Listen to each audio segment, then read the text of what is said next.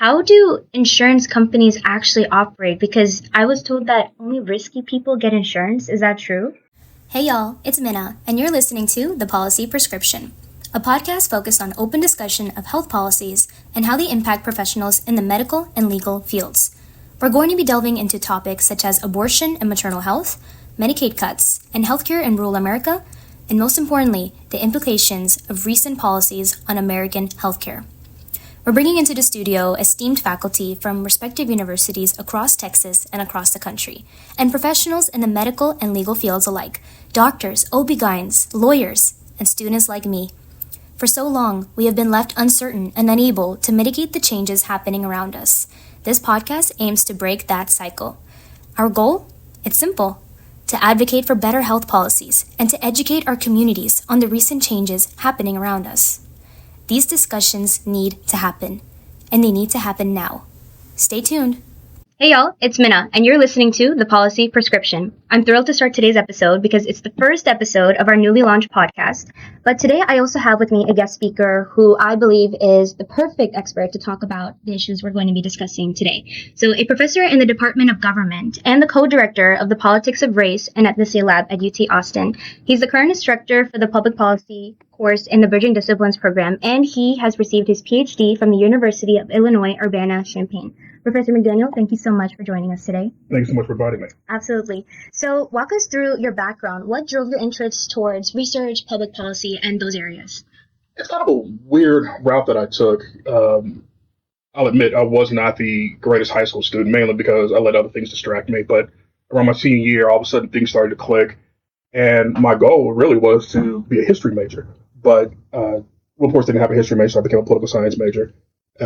And my plan was to go and get a master's of public administration. And somebody mentioned, there are PhDs in political science. I was like, oh.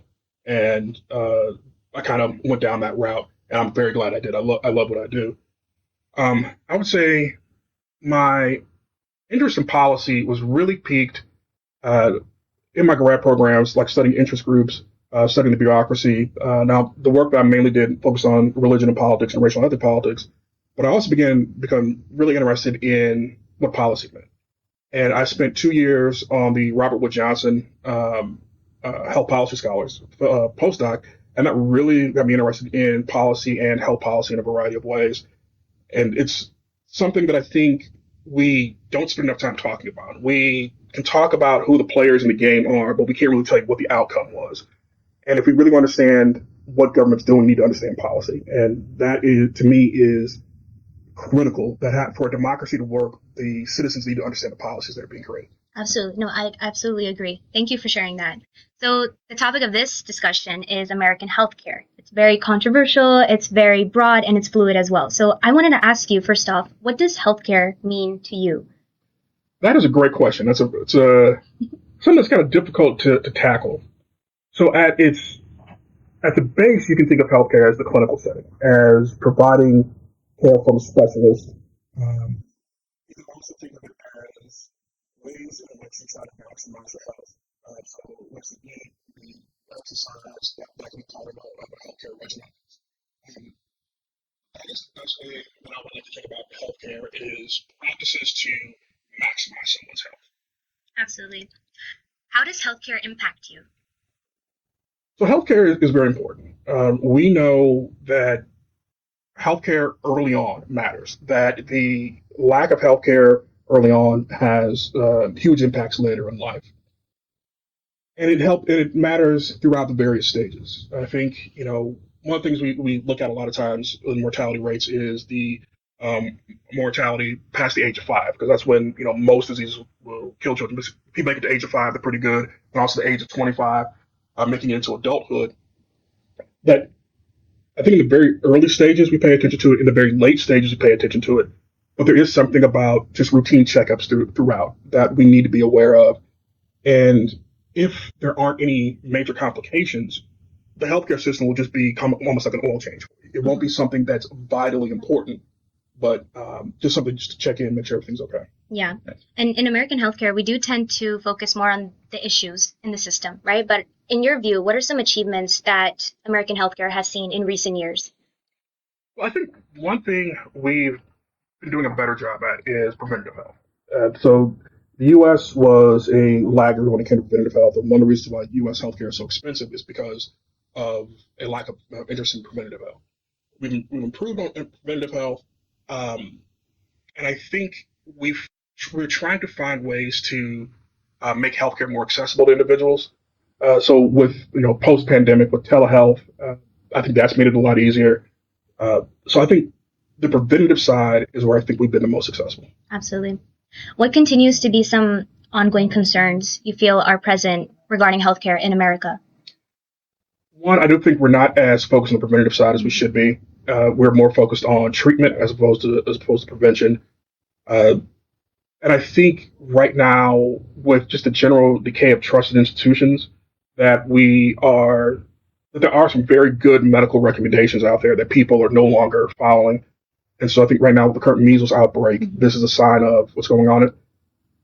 And in many ways, it can be seen as the consequence of success. Because we've been so good at eradicating these illnesses, people don't realize how bad they were. And so we see signs of polio coming back, measles coming back. I think people are now realizing, there is a reason why this exists. What questions do you think need to be asked? I mean, you've done work in research and policy, so are we asking the right questions, and what do you feel needs to be asked? I think one of the questions that needs to be asked is one, how well informed is the public about health? I think there is a major concern about health literacy. And with the growth of social media and kind of the democratization of media, more people have opinions to express. More people are able to express their opinions, but do they know what they're talking about? And we need to find a way to allow these individuals to, express their opinions, but also have a dialogue. And I think one of the major problems we've seen with social media is the death of the dialogue. And it never really provided for the dialogue. But what I would suggest we do for any thing going forward is making sure that the citizens are informed about this, and probably do a little more work in school. And it's also something where we need to do a little more work with the way in which the media talks about it, and making sure parents are aware of what's going on. And I also think it's something that doctors need to do, spend a little more time with their patients, educating them on these things. Speaking of public awareness, American healthcare has changed so much in the past 2 decades. But in your view, how did American healthcare get to where it is today? And what do you feel are the greatest changes that today's system has seen? The American healthcare system is a bit unique compared to what we see going on in Europe. And in Europe, the government was the first mover. In the U.S., it was the private industries. And so they played a very big role in shaping what the healthcare system looks like, and the federal government has kind of found its way in. I do think we've seen a change in terms of how medicine is provided. We no longer have the kind of small town doctor's office. It is much more corporate, which is good and bad. So it brings in a lot more resources, but can also be problematic in terms of what does it provide the needs for the community as what's wanted. And this quest for universal health care, this is something the U.S. has been shooting for more than a century. And so this is not new, but thinking about how it'll take shape in a nation that is wary of the federal government and not fully trusting of the federal government, I think that has slowed quite a lot of progress down.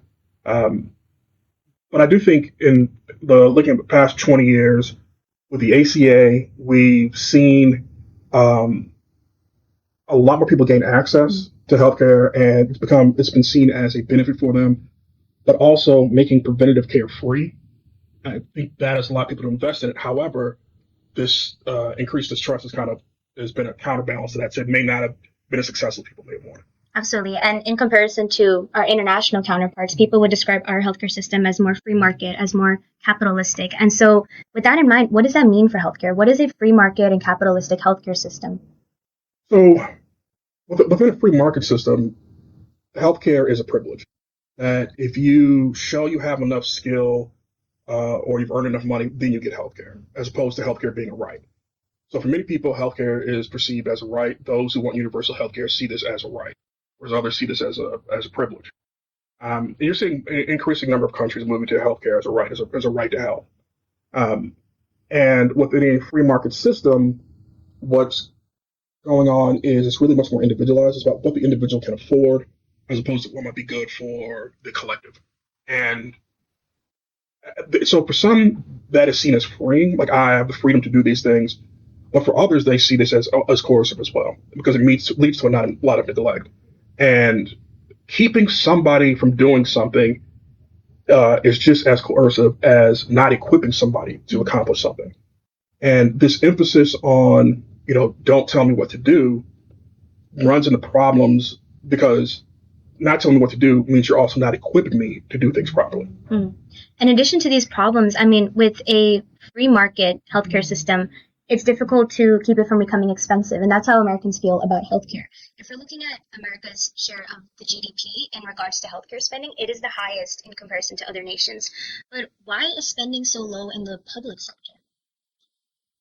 So a large part of this is that a lot of the money and a lot of the support for healthcare has been put into the private industry. And one of the things that's not as clear, I think, Jacob Hacker has a book that really does a good job of talking about this, and then Suzanne Mettler has some work on the submerged state, is that the federal government does a lot to provide incentives for private industries to provide healthcare. And so while you don't see the federal government spending money, they are providing incentives and putting forth regulations to make sure it's there. So the federal government still has its hand on it. But there are some concerns about, the degree to which the U.S., the federal government is, because they seem to be more in the shadows, they're more upfront with it. They may be able to lower some of the costs and may be able to control certain aspects of the healthcare market. Mm-hmm. Since we're on the topic of insurance at this point, I wanted to ask you, recent data has shown that people who are publicly insured have a harder time finding a provider who will take their insurance. Can you explain, in comparison to uninsured individuals especially, so can you explain why that is? What's the reason behind this phenomenon? So public insurance, it's really about how much people are paid per patient. Mm-hmm. And so people have a limit on the number of Medicare or Medicaid patients that they'll accept because doctors are paid on the number of patients they see. Mm-hmm. And this induces doctors to really try to see as many people as possible per day, which means they're not spending as much time talking with their patients, which means that the patients probably are not as well informed and that there might be underlying issues that an additional 5 minutes may help, but also it undercuts the ability to gain a trusting relationship between the doctor and the patient. Mm-hmm. So that is kind of one of the major concerns here about how to handle this, how to properly put these practices together in such a way that, one, they are, the people can be a doctor or nurse practitioner and live a comfortable life, but also that they can have time to spend with their patients. And this is part of the reason why you're seeing, shutting down clinics in rural areas, mm-hmm. because they can't maximize those funds. So you're in a situation where the financial incentive to provide the service doesn't match up with does not match up with the cost of providing a higher quality of service. I'm actually glad you brought up the shutdown of rural clinics because that is something we're going to see happen more with the recent budget cuts. So that's kind of the next topic I wanted to discuss. Can you explain from a macro level perspective what is happening? What are these budget cuts going to basically cause to occur in Medicaid? So looking at these Medicaid budget cuts, what's going to happen is there are people who are kind of at the bottom of the socioeconomic status are going to lose a lot of benefits. And what may end up happening is they will cut the rolls in terms of who qualifies for Medicaid, the types of services they provide, that might be cut, how much they pay out to doctors may be cut as well. But also, if you think about the money that goes to free clinics, that goes to try to keeping certain hospitals open, the money that might go to offset certain hospital costs, that won't be there. Mm-hmm. And what we'll end up with is the concern is we'll end up with a much sicker nation. And we do know people who are low income are already more likely to be susceptible to certain illnesses. And what this would do is further compound the problem that they already have. Would you say people who are lower on that socioeconomic ladder, they're the ones who are going to be the most impacted by these budget cuts? Very much so. Right. I mean, because Medicaid is really there for the people at the bottom rung. And one of the problems you have with Medicaid is that Medicare is dictated by the federal government, Medicaid by the states. And who qualifies, who doesn't qualify changes from state to state. and how the state covers you changes from state to state. But in addition to with Medicaid, you also have the CHIP program, which deals with children's health insurance. And so as I pointed out earlier, healthcare early in life is important. The quality of healthcare you receive early in life matters later in life. And so what we may have are a number of individuals who do not get proper healthcare treatment early in life, which will lead to serious health problems later in life. Mm-hmm. No, it's absolutely true because Medicaid, I mean, it's 15% of revenue for rural hospitals. And so we're going to see that phenomenon just get more exacerbated as time goes on. And so one of the goals of this podcast is to look at healthcare from a broader policy perspective. So what is the role of policy and law in American healthcare? It's not painfully obvious that they are correlated, but healthcare is political. So what is your view on that? So healthcare is, we can think some aspects being political regarding, abortion, providing sex change operations, providing certain things as, like what should be morally provided or not. And we see a lot of this. But it's also about how much money do we spend? How do we allocate? How much do we regulate? And one of the things about the U.S. healthcare system, which has kind of contributed to the increased cost, is that there isn't a great deal of regulation in terms of how business practices are done. Mm-hmm. And because you have so many different insurance companies who are willing to pay this, not pay that you end up with a lot of administration. That if you have a single payer, they kind of say, no, this is what it is. Everybody knows what the cost will be automatically. But the nature of the U.S. healthcare system is a reflection of policy. And if we want to understand why it looks the way it does, it's because of policies that have been put forward. So, in order for telehealth to take off, policies had to change. That if we want to understand the ways in which some illnesses are covered and some illnesses are not, policy matters. And the way in which we see an illness dictates the policies that are put forward. Mm-hmm. Agreed. So policy and law, they're instruments for society to achieve optimal health and safety. But the idea here is that if that is the case, it sometimes does feel as if they are more adhering to the needs of private entities than the public interest. Why do you think that is, and what needs to be changed? So the biggest problem, and so people get mad about corporations having an unfair advantage. And they do have, it's safe to say that the more resources you have within a democracy, those with more resources are actually better equipped because they can devote more time to it. And democracy is a 24/7 job. That means citizens have to be informed. But if you're somebody who has to work, 8 hours, then you have a 2-hour commute, then you have to take care of your kids, do you really have time to sit down and focus on policy? Mm-hmm. Whereas if you're somebody who's a little more wealthy, who does not necessarily have to be in the office as much, you have a little more time to do this. Or you can pay somebody to do this. Yeah. So there is a huge disjuncture in terms of the mobilization of interest. And one of the problems we have is that there are a lot of things I think the masses would strongly agree with.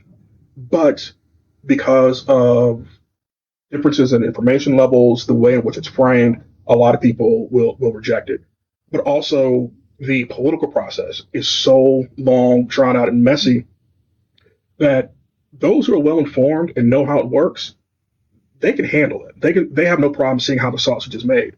But the general public gets really frustrated with it, and so they eventually check out. No, I agree. This disparity of information between private entities and, the public. I mean, when we think private entities, we automatically think insurance companies, mm-hmm. right? So I just wanted you to provide some insight. This is something that was shocking to me, at least. How do insurance companies actually operate? Because I was told that only risky people get insurance. Is that true? So that's an argument that a lot of people have put forward, that the only person who would purchase insurance is somebody who's risky because they're needed when they make a mistake. And economists have tried to wrestle with that, and the argument is that what's going to end up happening, insurance will basically skyrocket because only the high-risk people will get insurance, which becomes problematic. But the way insurance works is, well, it's private industry. Mm-hmm. So other places, it is not for profit. It's about how well you provide the service. But in the U.S., it's for profit, and what they're trying to do is provide a service at the lowest cost possible. And the way health insurance companies are able to do this is, one, pay a little bit less, but then also have a lot of people who will not require services. Mm-hmm. And if you have some people who do require a lot, you have a large number of people to offset that. And insurance companies, they want healthy people. They don't want unhealthy people because healthy people will are much cheaper to deal with than unhealthy people. The same thing with life insurance. But the more health problems you have, the more you have to pay for your life insurance. But when you get your health insurance, you get it young, it's very cheap.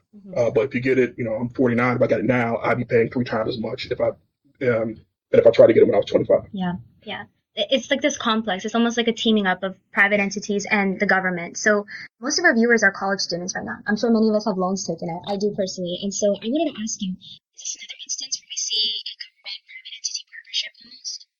So when it comes to student loans, what's interesting is I think this is something that's missed out. That this is a benefit that the government provides. That an individual who, with just a high school diploma, is going to be requesting $60,000 to $70,000 in loans, and they can get it at a very low interest rate. And that's because the government provides guarantees for that. I think a lot of people are unaware of the government is actively helping you there. And this is something that Suzanne Mettler talks about in her book, The Submerged State, that many people are unaware of the benefits they get from the government. And this is an example of that. But thinking about healthcare, there's a lot of technical things and people may not necessarily be fully aware of. And there are some aspects of the healthcare system that are behind closed doors, that are private. And that creates huge information asymmetries. But I do think for college students, as they think about this, you've got enough to deal with. You got your classes, you're trying to figure out life. Yeah. You got a lot of things going on. But one thing I would say is get life insurance as early as possible. Get a full-term, life-term insurance policy as soon as possible. It'll be cheaper and help you out in the long run. And keep track of your healthcare records. But also when it comes to dealing with health insurance, just be aware of what the company's dealing with, what they cover, what they don't cover. But if you want the government to be more active, it really requires you, I think, to really start at the local level, then the state level, because the states can play a very big role in this. We keep looking at D.C. to solve things, but most of the problems we have can be solved at the city, county, and state level. The local level, yeah, absolutely. No, I agree. And so the majority of our audience, they are UT students and faculty, but I think it's important to acknowledge that not everyone has the resources that we do on campus to understand American healthcare. And being that it's changing every week, and especially with current administration, I wanted to ask you, what would you say to our listeners? What advice would you give to especially the people that feel like they can't keep up with the recent changes and they don't know where to look for those resources? It is hard. And I study this stuff and I have a hard time looking at it. But there are certain places that can be helpful. So, for instance, there is the Baker Institute at Rice, which does quite a bit in talking about policy and helping you understand what the policy decisions are. There's the Texas Tribune, which I think is really good at doing this. And this is really good for talking about, I think the Baker Institute as well as Texas Tribune about Texas level issues. But national level issues, you do have some activities. So you used to have the Washington Post. I think it had the Wonk blog, but I don't think that's there. But there are some sources that can be helpful. One source I would recommend is The Conversation. It has a bunch of different topics, but usually has experts that are in that area writing something up about that. So they can say, look, from my expertise, this is what my experience, this is what I think is going on. There's also the Kaiser Family Foundation. There's the Rand Corporation. So these are organizations that I consider to be fairly trustworthy. There's the Commonwealth Fund that they may come off as a little bit left-leaning because I think they just want to see a lot more action. But I do think that they are, I do think in general, they are helpful for helping you understand, like, okay, what exactly does this mean? Yes. I know the Kaiser Family Foundation has made a variety of videos kind of explain certain things. But a lot of people need somebody to distill that information for them. And I don't think the media has done as good a job describing policy as we would like.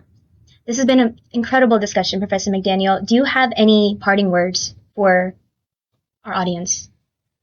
I think one of the major things with a good democracy is understanding the policy.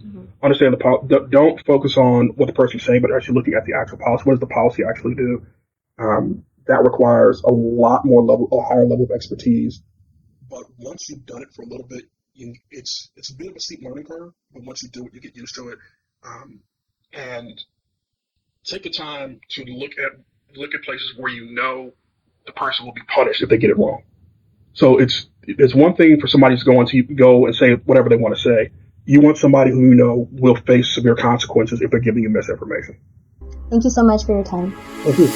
Hey y'all, that was it. Thank you for listening to our first episode of The Policy Prescription, where we talked about American healthcare and public policy. A special thanks goes to Professor Eric Mcdaniel from the Department of Government at UT Austin. I'd also like to thank my wonderful team, Chase Kiney, Victoria Lazo Romero, Abby Chen, and of course, I'd like to thank you all, our listeners, for watching this podcast grow and for being here when we're having these deep discussions. Stay tuned for our next episode, where we're bringing in PhD student Fatima Frosto to talk about healthcare among Latinos amidst recent immigration policy. Stay tuned.